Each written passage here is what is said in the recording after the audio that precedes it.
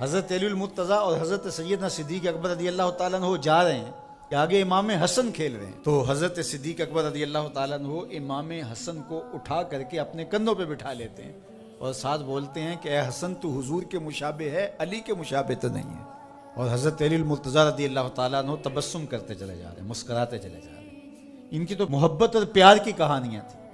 اقبال نے کہا تو خفی اور جلی کو نہیں جانتا، جو باریک جال بچھائے گئے ہیں سازشوں کے تو ان سے آگاہ نہیں ہے۔ ابو بکر و علی کو آپس میں مقابل کھڑے کرنے والے سوچ یہ اسلام کے خلاف گہری سازش ہے۔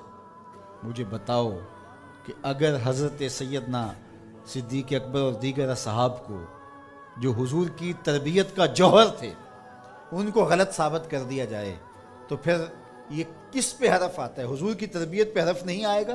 یہ سازش تھی اسلام کے خلاف۔ جو یہ بدقسمتی ہے کہ امت ان سے پیار کرنے کی بجائے آپس میں ان کے ناموں پہ الجھ